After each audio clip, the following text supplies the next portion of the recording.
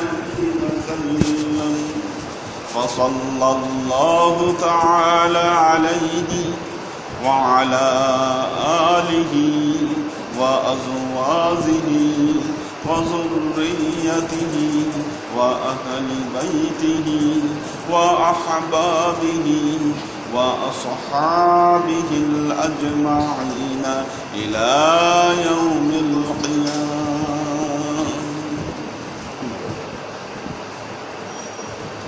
حديث البيت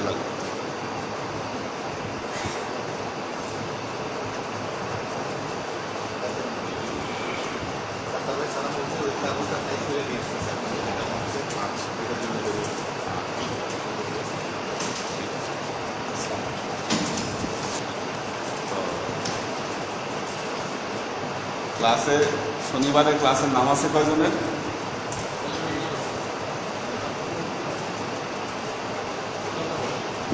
total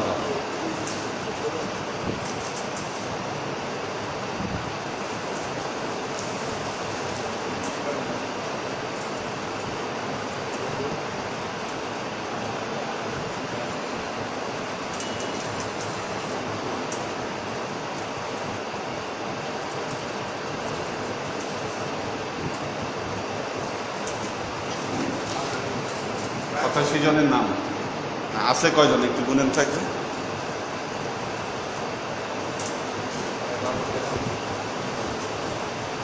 গুনা একটা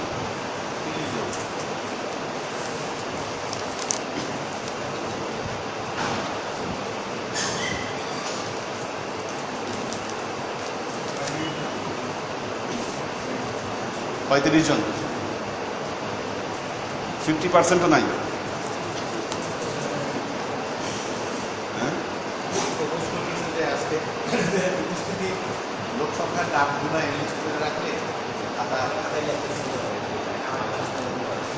শনিবারে যারা কথা দিবে যে আমি শনিবারে ক্লাস বলবো থাকবো তাদের নাম। আচ্ছা হ্যাঁ যারা আচ্ছা, এবং এটা লেখার আগে ক্লাসের যে সিরিয়াসনেসটা যেটা বলেছি এই তথ্যগুলো সবার জানতে হবে। যারা আসলেই থাকবেন একটা ফর্ম দেওয়া হবে, ওই ফর্মটা ফিল আপ করবেন, ফিল আপ করে ওখানেই উল্লেখ করা হবে যে কারা কয়টা ক্লাসে থাকবে।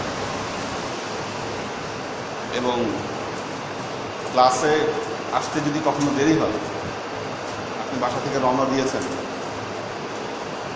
সেটাও জানাতে হবে মেসেজ করে যে আমি রাস্তায় আছি, যদি অন টাইমে আপনি ধরতে না পারেন তাহলে। আর যদি আসতে নাও পারেন সেটাও রিপোর্ট করতে হবে আমাদের, এই জন্য আমি আজকে আসতে পারছি না। এই দায়িত্ববোধটা থাকতে হবে ক্লাসের। হ্যাঁ, কারণ আপনি হেদায়েতের ক্লাসের ছাত্র, আপনি আসতে পারছেন না বা আপনি আসতেছেন, এটাই বল। ঠিক টাইম মতো না আসলে এটার ইনফরমেশন তো আমাদেরকে দিতে হবে। এতটুকু দায়বদ্ধতা ক্লাসের প্রতি থাকতে হবে। তো বিষয় হচ্ছে যিনি যে কয়টা ক্লাস করবেন 3টা গ্রুপে ভাগ করেছে। গ্রুপে ভাগ করা হয়েছে 3টা। প্রথমত হচ্ছে মোকাররিবিন, এটা লাল খাতায় লাল কালিতে থাকবে, যারা 3টা ক্লাস, এখানে কয়েকটা ক্যাটাগরিতে আসতে পারে। এক হচ্ছে 3 ক্লাস, দ্বিতীয়ত হচ্ছে সময়কালটা, কতদিন ধরে উনি আসে বা ওনার খেদমত নিয়মিত কিনা, এই সব কিছুর ভিত্তিতে বিচার করে হয়তো কেউ 2টা ক্লাস করছে, তার নামও কিন্তু মোকাররিবিনে থাকতে পারে। অবস্থা দেবে ওই যোগ্যতাগুলো চিন্তা করে, ঠিক আছে। দ্বিতীয়ত হচ্ছে মুতাওয়াসসিতিন, যেটা মধ্যম মুতাওয়াসসিতিন।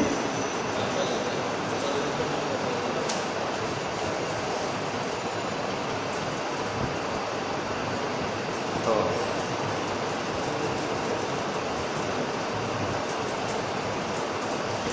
মোকাররিবিন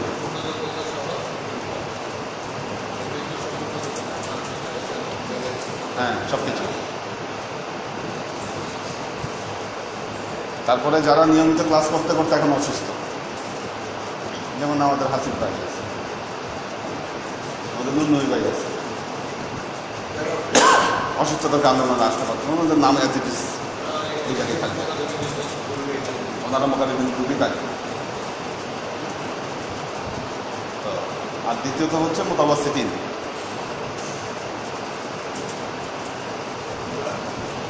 মুতাওয়াসসিতিন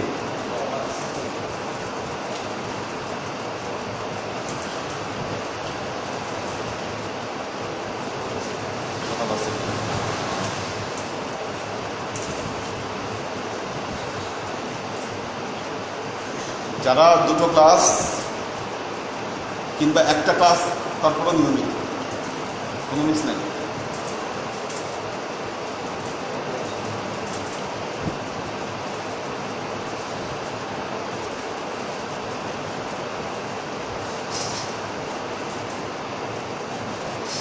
আচ্ছা, এরপরে প্রথম ভাগটা করেন ইবতেদাইন।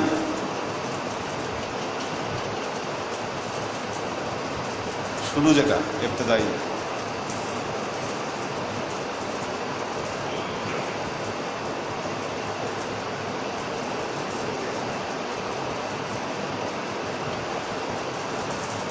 যাদের নাম একদিন বা 15 দিনে একবার বা মাসে একবার আসে,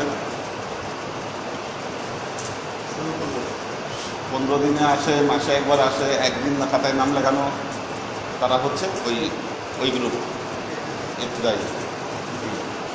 ওইটা হবে কালো কালি। মুতাওয়াসসিতিনটা সবুজ অথবা নীল যেটাই করেন করতে পারেন, সবুজ করতে পারেন। হ্যাঁ, সবুজ করেন, লাল, সবুজ, কালো।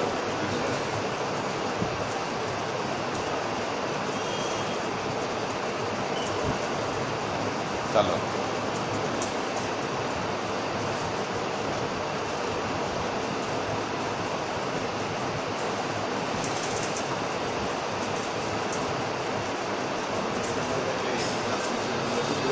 হ্যাঁ, ভাই থাকলে ক্লাস সুন্দরভাবে করতে পারবে।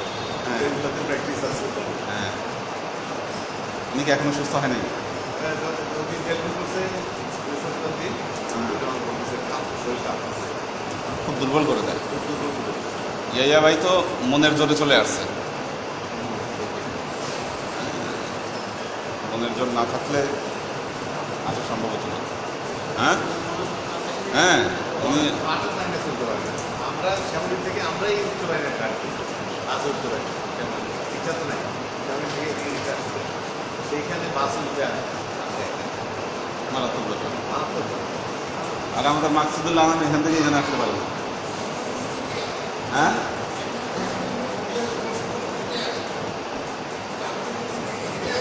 কে?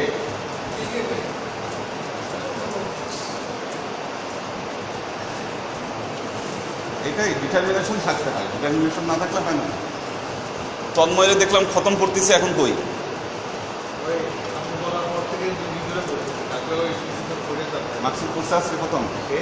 মাকসুদুল্লাহ নাম। না, শুধু তন্ময় আছে, একটা কথা পড়ে শুনতে এক কথা তন্ময়কে। তা কে বাকিরা কি করে? খতম করতে হবে। হ্যাঁ, কোনটা? হ্যাঁ, কোরআন খতম। হ্যাঁ, এটা এনার সাথে কন্ট্যাক্ট করে নিতে পারেন, সমস্যা নেই। ঠিক আছে, কন্ট্যাক্ট করে সেটা করে নিতে পারেন। তো এই হচ্ছে বিষয়। এই 3টা ভাগ থাকবে। হ্যাঁ, হুম, হুম, হুম,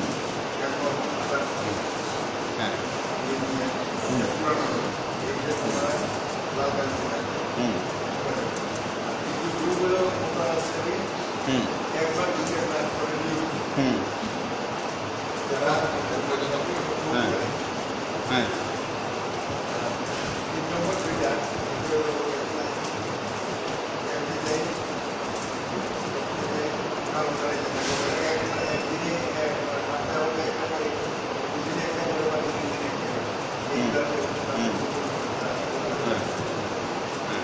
তাদেরটা 3 নম্বরে থাকবে। এটা 3 নম্বরে থাকবে। আর এই গেল, রেজিস্ট্রেশন করতে হবে। কারণ হচ্ছে আচ্ছা, তো রেজিস্ট্রেশন 3 মাস পর পর, আবার 3 মাস পর পর পারফরমেন্সের ভিত্তিতে প্রমোশন ডিমোশন হতে পারে। একজন হয়তো নাম লেগেছে, তার কোনো খবরই থাকে না, তার ডিমোশন হবে। হ্যাঁ, আর রেজিস্ট্রেশনের জন্য, রেজিস্ট্রেশন যে হবে একটা চার্জ নির্ধারণ করে দেবে। আচ্ছা, এই চার্জের টাকাটা আবার জমা হবে এই যে দরবারে যে প্রকাশনা ফান্ড আছে সেখানে জমা হবে। দরবারে যে প্রকাশনা ফান্ড করা হচ্ছে, ব্যাঙ্ক অ্যাকাউন্টের কী খবর? অ্যাকাউন্ট খোলার কথা ছিল যে এটা কালকেই তো কথা হলো এটা নিয়ে। কালকে কথা, ও মনে হয় ইয়া নাই, বা বাংলাদেশে মানিক নাই, এই কারণে মানিক নাই, এই কারণে হচ্ছে না। ওইটা ওই ফান্ডে জমা দিয়ে দিবেন যারা করবে। কত ধরা যায় রেজিস্ট্রেশন চার্জ? সবার কথা চিন্তা করেই করতে হবে।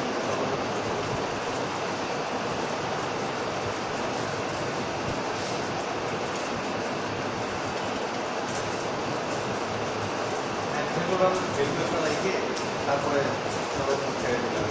মিনিমাম এটা, মিনিমামটা কত? মিনিমামটা মিনিমাম কত?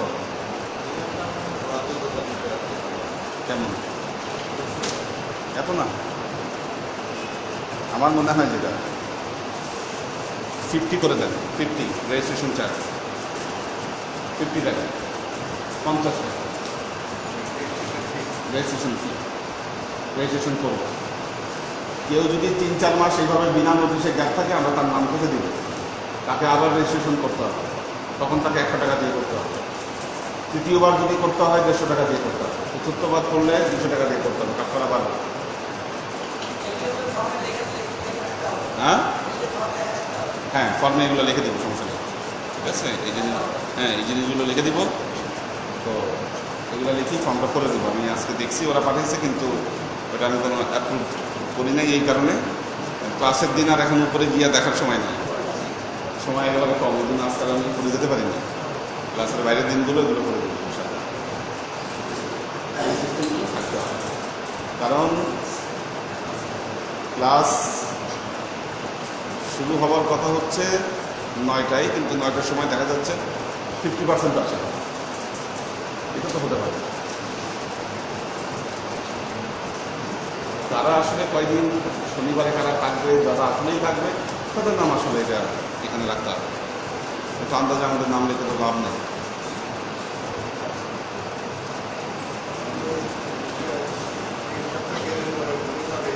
হ্যাঁ হ্যাঁ, আসলে তারা রেগুলার, তাদের রেগুলারিটি আছে, এগুলো 2-1 সপ্তাহ গেলে ভুলে যাবে। আর বিষয় হচ্ছে যে মানে যাদের আসলে কাজকর্ম নাই তারাই দেরি করে বেশি। কাজকর্মওয়ালা মানুষটা ঠিকই উপস্থিত হয়েছে। এই যে ইয়াং ব্যাচ, এই যে ওনারা এই এতক্ষণে আসছে।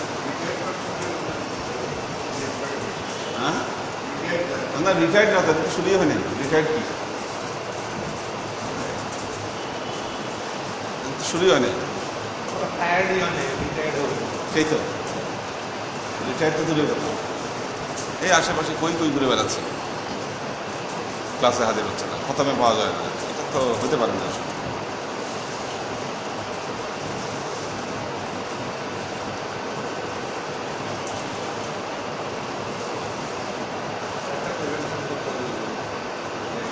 দিয়ে চলে যাবে, দিয়ে আপনার খাতার মাধ্যমে তোমাকে প্রেসার করা সম্ভব হচ্ছে।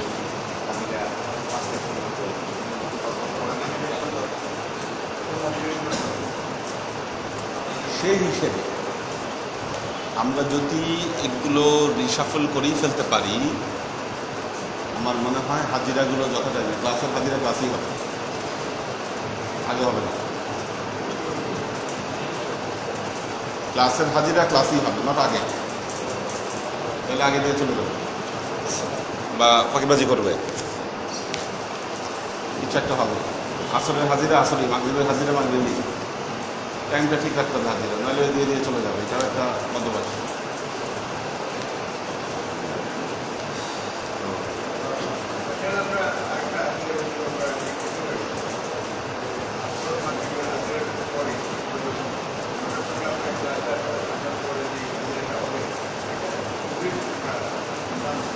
হ্যাঁ,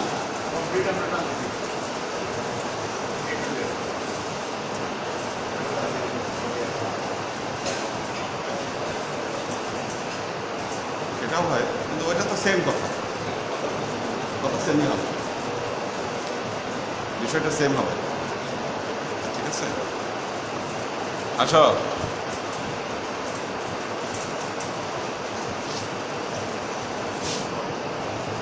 সালাতুল কিতাবুল ইস্তিসকা, বৃষ্টির জন্য নামাজ প্রার্থনা, এই অধ্যায় আমরা পড়ছিলাম। শেষ হাদিস যেটি পড়েছি, আল্লাহ রাসূল কিয়ামতের কয়েকটি আলামত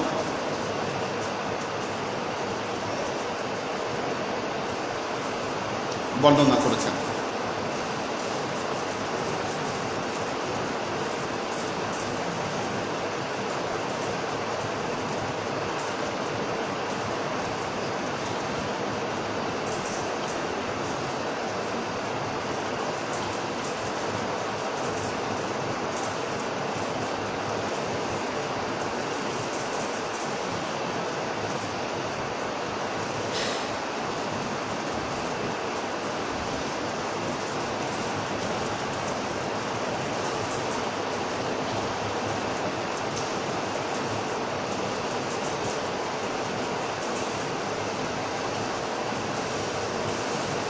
আমরা শেষ এই হাদিসটি পড়েছি,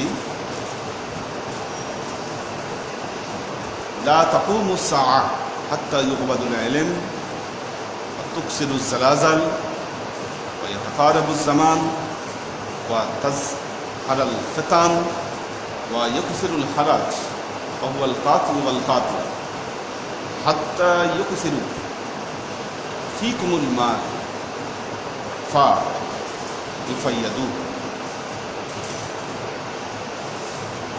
কিয়ামতের আলামত দু ধরনের, একটি হলো আলামতে সুগরা, দ্বিতীয়টি হলো আলামতে কুবরা। সুগরা মানে ছোট আলামত, কুবরা মানে বড় আলামত। এই যে ছোট ছোট আলামত আল্লাহ রাসূল যা বর্ণনা করেছেন, ছোট আলামত 90% প্রকাশিত হয়ে গেছে,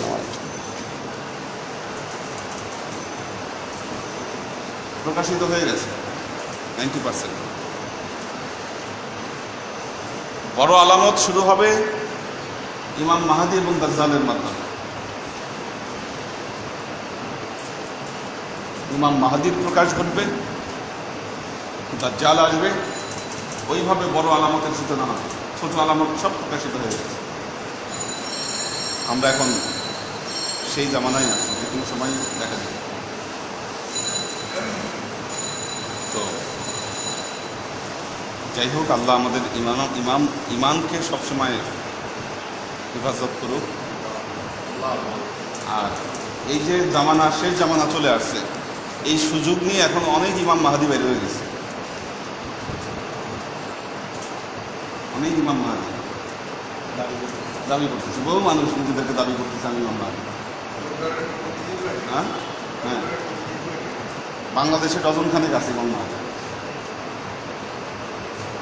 যারা দাবি করে যে আমি ইমাম মাহদী।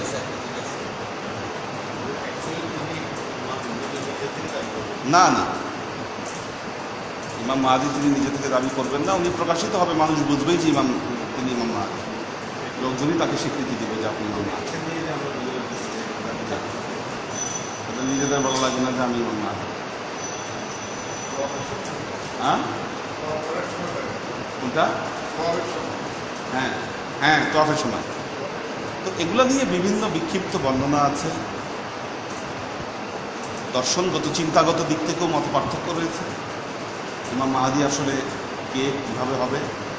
আমরা সুন্নিরা একটা জিনিস চিন্তা করি, শিয়ারা আরেকটা জিনিস বলে, কিন্তু যেটাই হোক ঘটনা এক।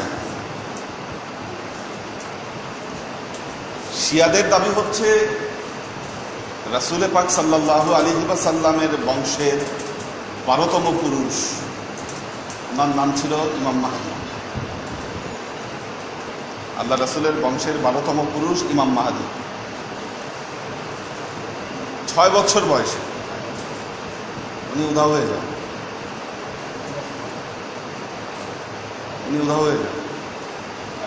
এবং পৃথিবীতে আল্লাহ রাসূলের বংশধরদের বাকিদের মাজার থাকলেও ওনার কোনো কবরের হদিস নাই, আর বাকি সবার আছে, 11 জনেরই আছে, শুধু ওনার নাই।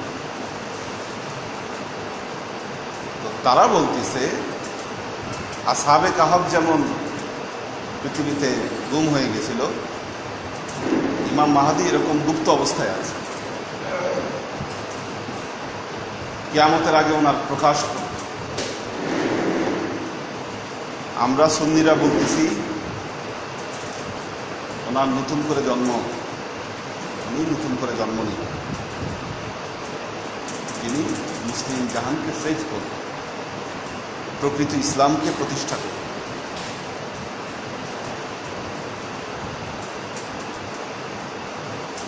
তো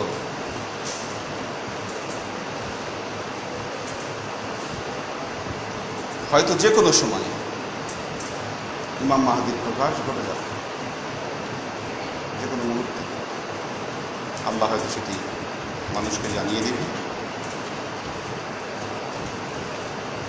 কারণ ইমাম মাহদী প্রকাশিত হবার যে কতগুলো সিমটম হাদিসে এমনও বলা আছে, ইহুদি নাসারাদের সাথে মুসলমানদের একটা চুক্তি হবে, ইহুদি নাসারাদের সাথে মুসলমানদের চুক্তি হবে, এটা বলা আছে হাদিসে, লেখা আছে কিতাবে। দেখেন আমেরিকার সাথে কিন্তু সৌদি আরবের চুক্তি হয়েছে, চুক্তি কিন্তু ঠিকই হয়েছে। এখন আমরা জানি না যে এই চুক্তি কি সেই চুক্তি না সামনে আরো কোনো চুক্তি হবে, এটা কিন্তু আমরা জানি না। যেমন আপনারা জানেন মঙ্গোলীয়রা যখন পৃথিবীতে হামলা শুরু করে, মঙ্গোলীয় জাতি আলাকুকান, তখন পৃথিবীর মানুষ বলেছিল এরাই হচ্ছে ইয়াজুজ মাজুজ, এরাই ইয়াজুজ মাজুজ। সারা পৃথিবীতে এমন ধ্বংসযজ্ঞ চালিয়েছে তারা, হ্যাঁ মানুষ বলেছে এরাই ইয়াজুজ মাজুজ। আল্লাহু আ'লাম, আল্লাহই ভালো জানেন ঘটনা কি।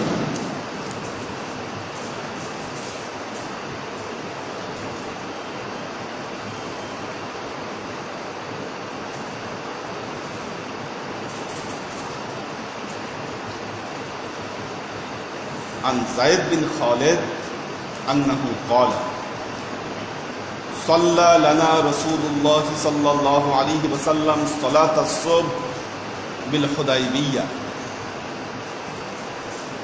على أثار السماء كانت من الليل فلما انصرف النبي صلى الله عليه وسلم أقبل على الناس فقال هل تدرون ماذا قال ربكم قالوا والله ورسوله أعلم قال أصبح من عبادي مؤمن بي وكافر فأما من قال مطرنا بفضل الله ورحمته فذلك مؤمن بي وكافر بالكواكب وأما من قال بنو كذا وكذا فذلك كافر ومؤمن بالكواكب। হুদাইবিয়ার সন্ধির দিন, হুদাইবিয়ার সন্ধি যখন হল, রাসূল পাক সাল্লাল্লাহু আলাইহি ওয়াসাল্লাম মদিনা থেকে মক্কায় আসতেছেন, হজ করবেন।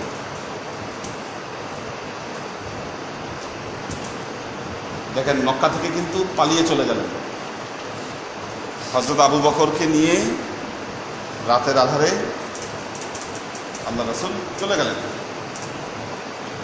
ঘর বাড়ি ছেড়ে। হযরত আলীকে রেখে আসলেন আল্লাহ রাসূলের বিছনায়, এই দিক দিয়ে বেরোয় গেলেন, কেউ দেখতেই পায়নি। যখন সবাই খবর পেল আল্লাহ রাসূলকে হত্যা করার জন্য সব পাহারা দিচ্ছে বাইরে, টার্গেট নিয়ে আসছে, হ্যাঁ যে আজকে আল্লাহ রাসূলকে হত্যা করা হবে। আল্লাহ নির্দেশ পাঠিয়ে দিলেন যে আপনি চলে যান, হিজরত করুন। হযরত আবু বকর রাদিয়াল্লাহু তাআলা আনহুকে নিয়ে রওনা দিলেন। বাইরে তো সবাই অপেক্ষা করতেছে, আল্লাহ রাসূল তো জানেন। এক মুষ্টি তুলা ছিটায় মারলেন, সবার চোখে আদা দেখলো, কেউ দেখতে পেল না।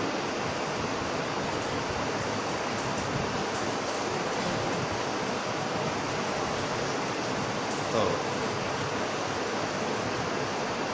আল্লাহ বলতেছেন ওয়া ইয রামাইতা ওয়া মা রামাইতা ওয়ালাকিন্নাল্লাহ রামা। আপনি যখন ধুলো মেরেছিলেন আপনি তো মারেননি, বরং আল্লাহই মারছিলেন। বের হয়ে চলে গেলেন। রুট হচ্ছে গাড়ে সৌর দিয়ে, গাড়ে সৌর দিয়ে মদিনার পথে বের হয়ে গেলেন। এখন পিছে তো লাগছে, ওই জাবালে সৌরে উপরে উঠে গেলেন।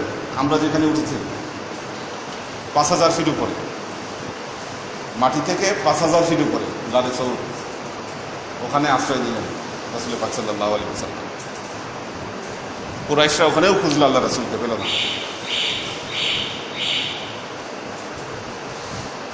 এরপরে রাসূল পাক সাল্লাল্লাহু আলাইহি ওয়াসাল্লাম মদিনায় গেলেন, সেখানে ইসলাম প্রচার করলেন। আল্লাহ রাসূলের ছায়াতলে বহু মুসলমান হয়ে গেল।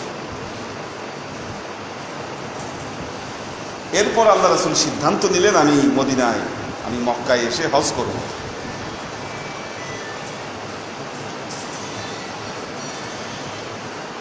আমি মক্কায় এসে হজ করব। লাকাদ সাদাকাল্লাহু রাসূলার রুয়া লাতাদখুলান্নাল মাসজিদাল হারাম আমিনিনা মুহাল্লিকিনা রুউসাকুম ওয়া মুকাসসিরিন।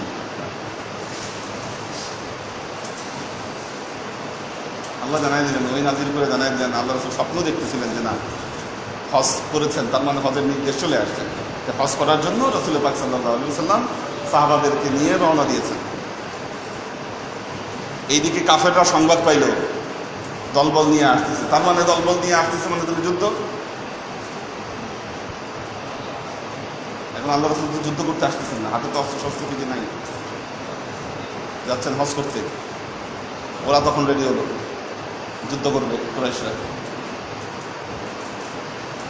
হুদায়বিয়া নামক জায়গায় এসে রাসূল পাক সাল্লাল্লাহু আলাইহি ওয়াসাল্লাম কাবা বানালেন। হযরত ওসমানকে পাঠাইলেন বার্তা দিলেন যে আমরা হজ করতে আসছি, হজ পালন করতে এসেছি, যুদ্ধ করতে আসিনি। আমরা হজ করতে এসেছি, যুদ্ধ করতে আসিনি।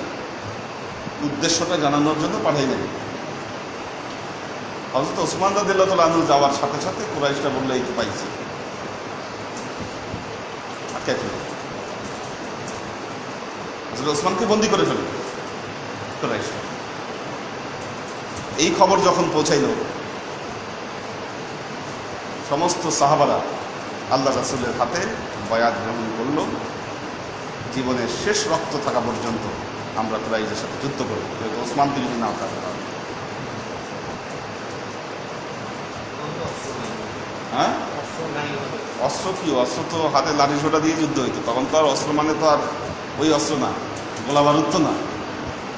অস্ত্র জোগাড় করে নেওয়া কোনো বিষয় না, অস্ত্র জোগাড় হয়ে যাবে। এমনও দেখা গেছে যুদ্ধের সময় খেজুরের ডাল দিয়ে মুসলমানরা যুদ্ধ করছে, খেজুরের ডাল দিয়ে যুদ্ধ করছে। সবাই বয়াত গ্রহণ করলেন আল্লাহ রাসূলের হাতে যে আমরা শেষ রক্ত থাকা পর্যন্ত যুদ্ধ করব।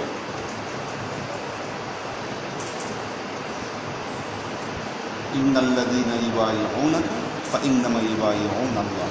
এই আয়াত আল্লাহ তখন নাযিল করলেন যে এই মুহূর্তে যারা বয়াত গ্রহণ করলো, আপনার হাতে যারা বয়াত গ্রহণ, আল্লাহর হাতে বয়াত গ্রহণ, আল্লাহর হাত তখন তাদের হাতের উপরে ছিল।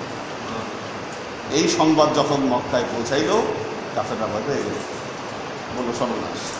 মুসলমানরা এসে বললো তো আমরা গেছি। সাথে সাথে হযরত ওসমানকে ছেড়ে দিল এবং হযরত ওসমানের কাছে মেসেজ দিল যে ঠিক আছে যাও, তাহলে আমাদের মধ্যে একটা সন্ধি হোক, কিন্তু সন্ধি ছাড়া এখানে দলবল নিয়ে এসে হজ করা হবে এটা তো ঠিক না। হযরত ওসমান রাদিয়াল্লাহু আনহু যখন চলে আসলেন, সন্ধি শর্তে রাজি হলেন। কুরাইশরা যেগুলা শর্ত দিল সব মুসলমানদের বিপক্ষে যায় অধিকাংশ শর্ত। বলছে মক্কা থেকে কেউ যদি মদিনায় পালিয়ে যায়, মক্কা থেকে কেউ যদি মদিনায় চলে যায়, মক্কাবাসী চাইলে তাকে ফেরত দিতে হবে। তার মানে হিজরতের পথ বন্ধ করে দিবে। মক্কা থেকে মদিনায় যদি কেউ যায়, যদি মক্কাবাসী কমপ্লেন দেয় তাকে ফেরত দাও, ফেরত দিতে হবে। মদিনা থেকে কেউ যদি মক্কায় আসে, মদিনা থেকে কেউ যদি মক্কায় আসে, মক্কাবাসী তাকে ফেরত দিতে বাধ্য থাকবে না। হ্যাঁ, বাধ্য থাকবে না, এটা একটা শর্ত। এই বছর মুসলমানরা হজ না করেই ফিরে যাবে, এই বছর হজ করতে পারবে না, এর পরের বছর হবে।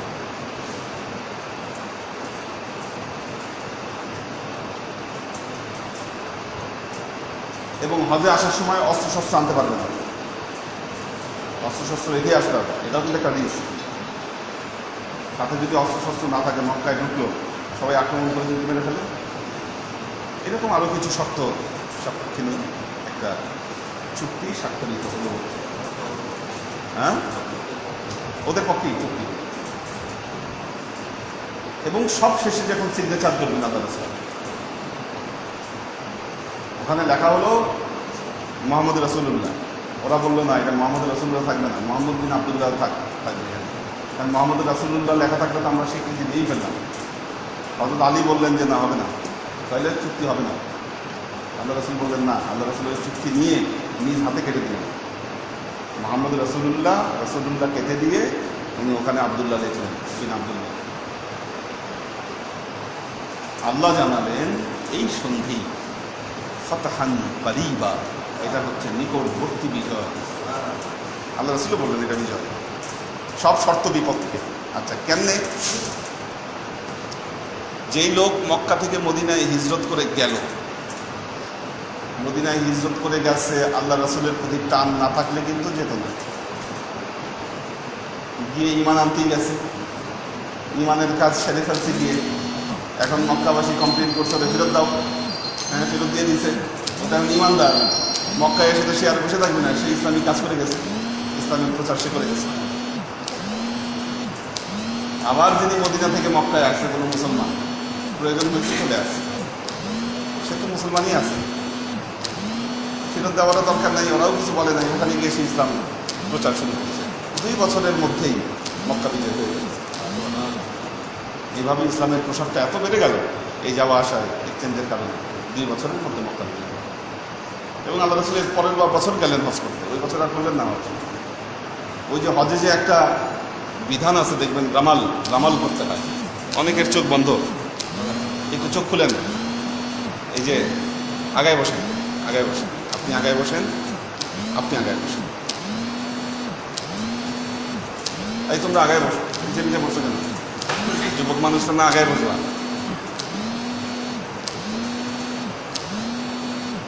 তো এই যে রামাল,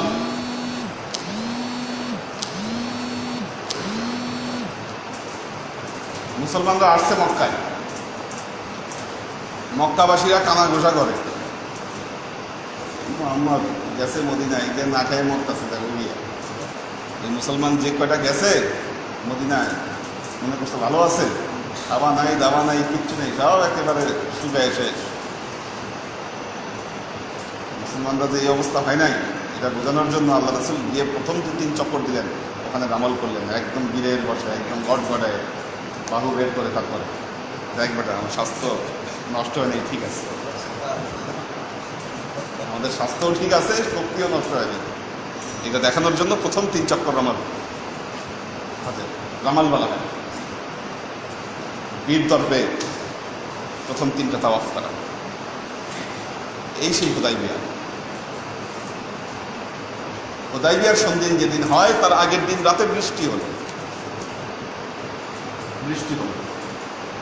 সকালবেলায় রাসূল পাক সাল্লাল্লাহু আলাইহি ওয়াসাল্লাম তিনি ফজরের নামাজ পড়তে আসেন। ক্বালা সাল্লা লানা রাসূলুল্লাহ সাল্লাল্লাহু আলাইহি ওয়াসাল্লাম সালাত আস-সুবহ বিল হুদাইবিয়া আলা আথারি সামাইন কানাত মিনাল লাইল। ওই দিন রাত্রে আকাশে বৃষ্টি হয়েছে। ফালাম্মা ইনসারাফান নবী সাল্লাল্লাহু আলাইহি ওয়াসাল্লাম, আল্লাহ রাসূল যখন ফজরের নামাজ শেষ করলেন, আকবালা আলান নাস, মানুষের দিকে এগিয়ে আসলেন। ফাকালা হাল তাদরুনা মাযা ক্বালা রাব্বুকুম, আল্লাহ রাসূল বললেন, তোমরা কি জানো তোমাদের প্রভু তোমাদের আল্লাহ কি বলেছেন? ক্বালু আল্লাহু ওয়া রাসূলুহু আ'লাম, তারা বললেন, ইয়া রাসূলুল্লাহ, আল্লাহ এবং তার রাসূলই ভালো জানেন। ক্বালা আসবাহা মিন ইবাদি মুমিনুন বি ওয়া কাফিরুন, আল্লাহ রাসূল বললেন, আজকে সকাল হওয়ার সাথে সাথে বহু বান্দা মুমিন হয়েছে, আজকে সকাল হওয়ার সাথে সাথে অনেকে কাফের হয়ে গেছে। কেউ মুমিন হয়েছে, কেউ কাফের হয়েছে, দুটোই হয়েছে আজকে সকাল হতে হয়েছে।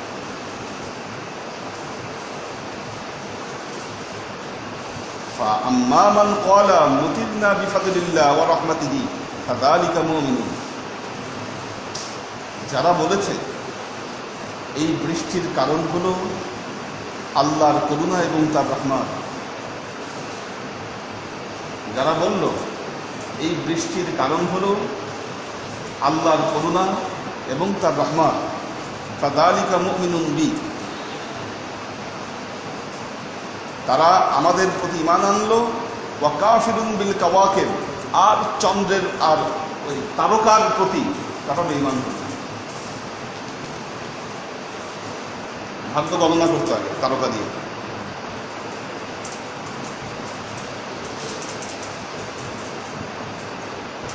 আমরা এখনো এরকম অনেক কিছু আজগুবি বিষয়ে বিশ্বাস করি, ভিত্তিহীন আজগুবি বিষয়। নিজের আমলের প্রতি, আমার ভালো মন্দ যা ঘটছে বিশ্বাস করতে হবে যে আপনার আমলের কারণে,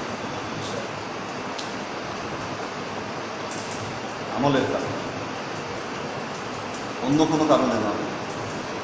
আমার আমলকে দেখছেন, আল্লাহ দেখছেন, আর তিনি দেখে আমাকে তার ফল দিচ্ছেন। খালি ভালো মন্দ যখন কোনো কিছু আসবে, মানুষকে নিজেকে স্ক্যান করতে হবে। আমরা চোখ বন্ধ করে রাখার চেষ্টা করি যে না, কিছু বুঝিনি। ভালো খারাপ যা আসতেছে আমাদের আমলের কারণে, এবং দিচ্ছেন তা আল্লাহ।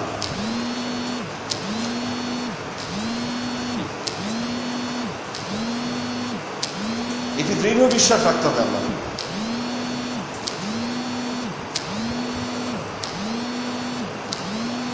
আল্লাহ রাসূল বললেন, যারা বলল হ্যাঁ রাতে বৃষ্টি হয়েছে তারকার কারণে, ভাগ্যে বৃষ্টি লেখা ছিল এই জন্য বৃষ্টি হয়েছে। কারণ আরব দেশে যে খরা, ওখানে বৃষ্টি সৌভাগ্যের সাইন হিসাবেই দেখা হয় না, এটা পজিটিভ।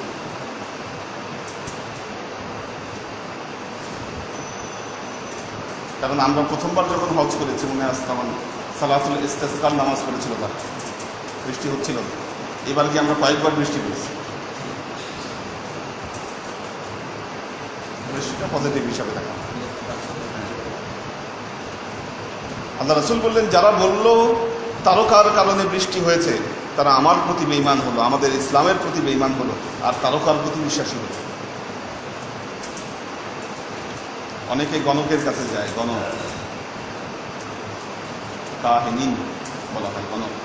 বহু মানুষ আছে গণকের প্রতি খুব বিশ্বাস। অধিকাংশ গণকই বার্তা, আগের তো আর ওই গণক নাই। উল্টা পাল্টা বুঝ দিয়া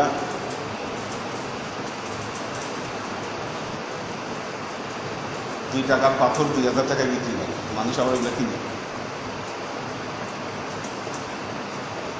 $2 পাথর বিক্রি করে 2000 টাকায়, মানুষ আবার ওগুলো কিনে, নিজেও কিনে না বুঝেই কিনে। আল্লাহ রাসূল পাথর ব্যবহার করতেন, পাথর ব্যবহার করা সুন্নাত, পাথর নরমালি ব্যবহার করেন, সৌন্দর্যের জন্য ব্যবহার করেন সংসারে, কিন্তু কোনো বিশ্বাস নিয়ে ব্যবহার করা যায়।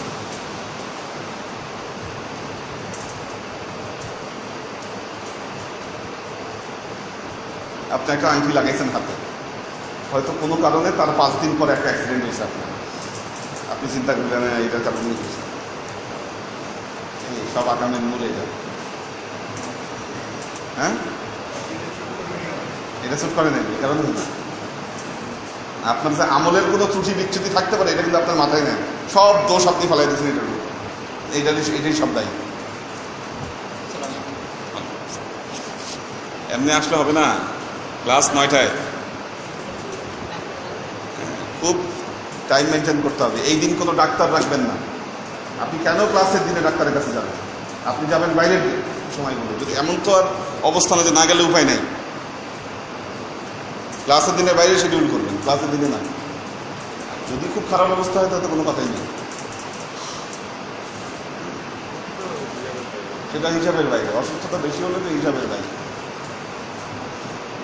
এই দিনে কাজ রাখা যাবে না। ঘড়ি আসলে কোনটা ঠিক? এই ঘড়ির এক টাইম, ওই ঘড়ির এক টাইম, এই ঘড়ির এক টাইম। হ্যাঁ,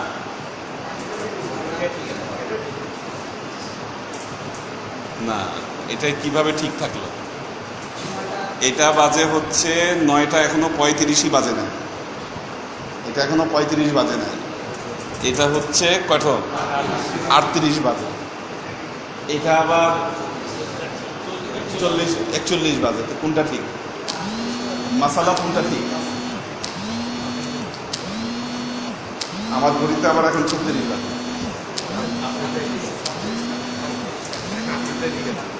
হ্যাঁ, আচ্ছা, তো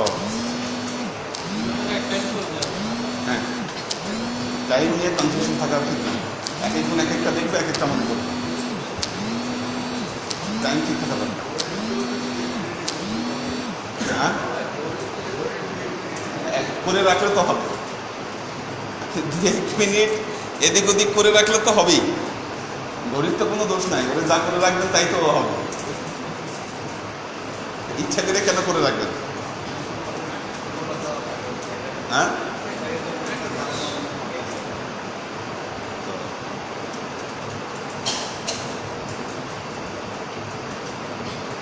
আল্লাহ রাসূল বললেন, মুতিরনা বিফাদলিল্লাহি ওয়া রাহমাতিহি ফাযালিকা মুমিনুন বি ওয়া কাফিরুন বিল কাবাতির ওয়া আম্মা মান ক্বালা বানু কাযা ওয়া কাযা ফাযালিকা কাফিরুন বি ওয়া মুমিনুন বিল কাওয়াকিব।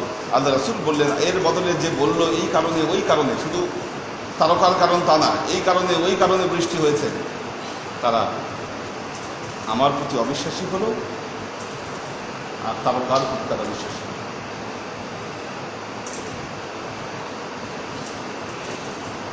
হাদিসে এসেছে গণকরা মিথ্যা কথা বলে,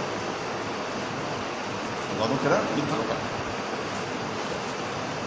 তাদের ওই মিথ্যা বিশ্বাস করতে।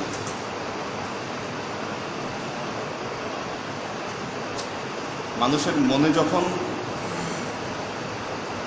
দুর্বলতা কাজ করে, মানুষের মন যখন দুর্বল হয়ে যায়, তখন দেখবেন এগুলোর প্রতি বিশ্বাস খুব দৌড়ায়। হ্যাঁ, গণকের বাড়ি যায়, ফকিরের বাড়ি যায়, খালি গণকের বাড়ি না, গণক ফকির সবই বিশ্বাস আল্লাহর প্রতি রাখে।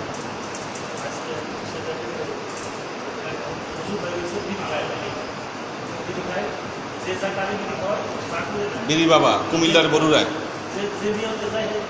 হ্যাঁ, ও মারা গেছে, নাই মারা গেছে, ছিল বিরি বাবা।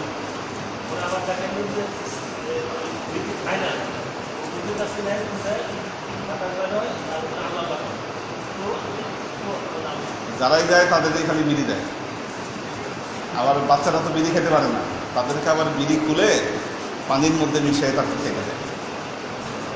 ওর নাম তো বিড়ি বাবা, কুমিল্লা বাড়ি, কুমিল্লা বরুড়া, শুনছি, মারা গেছে সে। আবার সে ঘরের মধ্যে অক্সিজেন রেখে দিত, অক্সিজেন দিতে হইতো নিয়মিত তাকে। লাঞ্চের অবস্থা ভালো ছিল, এত বিড়ি খেলে কেমন হবে, খাওয়ারটাই গেছে। যেই বিড়ি খেয়ে তার নিজেরই লাঞ্চ নষ্ট হয়ে গেছে, মানুষের কি হবে বলেন? অথচ মানুষ গেছে তার বিশ্বাস অনুযায়ী বিড়ি খায় ঠিক হয়ে গেছে। এটাই বাস্তবতা হচ্ছে এখানে।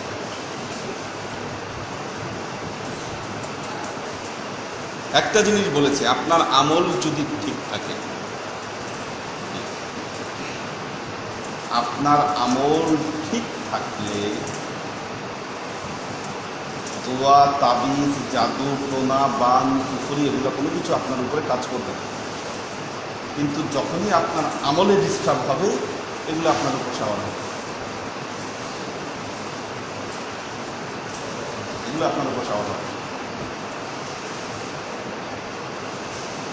কারণ এগুলো এত কার্যকর হলে এই শয়তান, জিন, বদমাইশ যেগুলো আছে, বহু আগে আমার গায়ের করতে এগুলো দিয়ে, বহুত আগে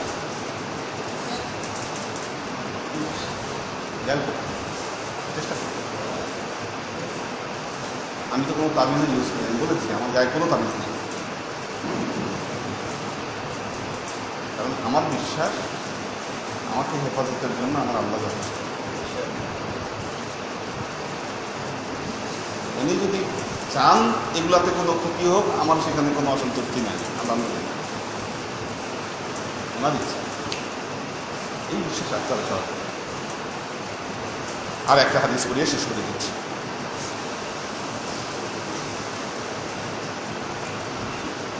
عن ابن عمر قال قال النبي صلى الله عليه وسلم مفتاح الغيب خمس لا يعلمها إلا الله لا يعلم أحد ما يكون في غدا ولا يعلم أحد ما يكون في الأرحام ولا تعلم نفس ماذا تكسب غدا وما تدري نفس بأي أرض تموت وما يدري أحد مات يزيء المطر। আল্লাহ রাসূল বললেন, মিফতাহুল গায়েব খামসুন। মিফতাহ মানে চাবি, গায়েবের চাবি পাঁচটি। পাঁচটি হচ্ছে অদৃশ্যের চাবি, গায়েবের চাবি। লা ইয়ালামুহা ইল্লাল্লাহ, আল্লাহ ছাড়া এই পাঁচটা আর কেউ জানে না। আল্লাহ ছাড়া এই পাঁচটা কেউ জানে না। লা ইয়ালামুহা ইল্লাল্লাহ লা ইয়ালামু আহাদুন মা ইয়াকুনু ফি গাদা, কেউ জানে না আগামীকাল তার ভাগ্যে কি ঘটবে। ওয়ালা ইয়ালামু আহাদুন মা ইয়াকুনু ফিল আরহাম, কেউ জানে না মানুষের যে ভ্রূণ আরহাম, সেখানে কি হবে, ছেলে হবে না মেয়ে হবে। আচ্ছা, এখন আপনারা বলতে পারেন হুজুর, এখন তো কি করে আল্ট্রাসাউন্ডে ধরা পড়ে, যেই সময়ে ধরা পড়ে ওই সময় আর সেটা আরহাম থাকে না। মানুষের জন্মের কিছু পর্যায় আছে, প্রথমে শুরু হয়, এরপর রক্তপিণ্ড হয়। কোরআনে কিন্তু এগুলো সব কিছু বলা আছে, খলিকাল ইনসানু মিন আলাক, আলাক হচ্ছে রক্তপিণ্ড। রক্তপিণ্ড আবার বলতেছে যে ফালিয়ানজুরিল ইনসানু মিম্মা খলিক খলিকা মিন মাইন দাফিকিন ইয়াখরুজু মিন বাইনিস সুলবি ওয়াত তারাইব, মানুষকে এক ফোঁটা উত্থিত পানি থেকে সৃষ্টি করা হয়েছে। পানিও একটা পর্যায়, একটু টাইম ঠিক রাখতে হবে। আসলে আমি 2টা কালা শুধু রেগুলার করব ইনশাআল্লাহ। ঠিক আছে, ঠিক আছে ইনশাআল্লাহ। তো ওইটা হচ্ছে আরেক পর্যায়ে। আরহাম হচ্ছে যখন গর্ভ একদম শুরু হলো, তখন এই সময় কেউ বলতে পারবে না, কারণ 2.5 মাস পরে এগুলো লেখা হয়, 2.5 মাস পরে লেখা হয়। ওই সময়ের আগে কেউ বলতে পারবে না যে কি হতে যাচ্ছে। কাজে আরহাম অন্য জিনিস। আপনার বলা যখন আলট্রাসোনোগ্রাম করে ধরা পড়তেছে, তখন আর আরহাম থাকছে না, তখন ওটার মধ্যে রুম চলে যাচ্ছে। কাজেই ওই আরহামে কি হচ্ছে এটা কেউ জানে না। আচ্ছা,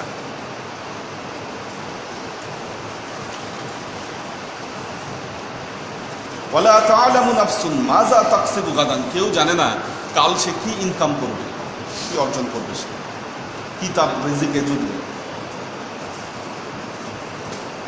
ওয়ামা তাদরি নাফসুন বিআইয়ি আরদিন তামুতু, কেউ জানে না কোন মাটিতে তার মৃত্যু হবে,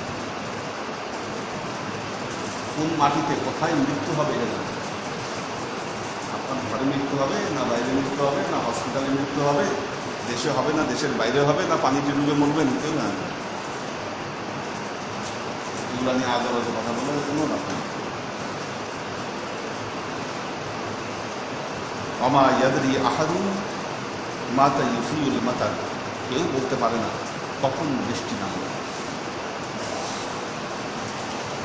এই পাঁচটা আল্লাহ, কখন বৃষ্টি নামবে যাই হোক, হ্যাঁ হতে পারে পূর্বাভাস দেওয়া যায়, কিন্তু আসলেই হবে কিনা, পূর্বাভাস কি সব হয়, কাজে এটা কোনো কনফার্মেশন নেই। এটা হতেও পারে না হতে পারে, পূর্বাভাস তো দিতেই পারে, পূর্বাভাস দিতেই পারে। যার বয়স 70-এ এসে গেছে, আপনি তাকে বলতে পারেন আপনার সময় প্রায় শেষ হয়ে গেছে, এটা পূর্বাভাস। কিন্তু আসলে জানেন না যে আসলে কবেই সে মারা যাবে, এটা আপনি বলতে পারবেন না।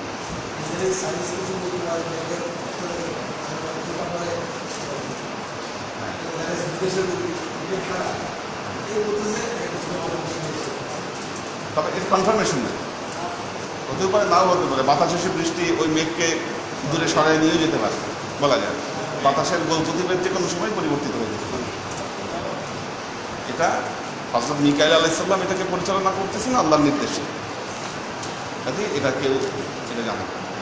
তবে অনেক কিছুই আন্দাজ করা যায়, আন্দাজ করতে পারেন, সেখানে সম্ভাবনা থাকতে পারে, কিন্তু নিশ্চয়তা থাকবে না ওখানে।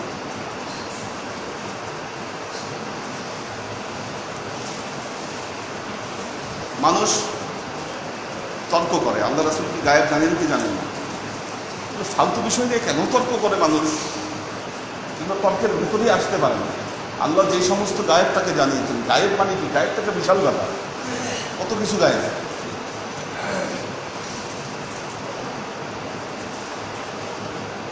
এমন বহু গায়েব আছে যেটা আল্লাহ ছাড়া কেউ জানবে না, কিন্তু আল্লাহ তাকে যেগুলো জানিয়েছেন সেগুলো তো জেনেছেন। আল্লাহ বহু ব্যাপারে ভবিষ্যৎবাণী করেছেন, তা অক্ষরে অক্ষরে ফেলে গেছে।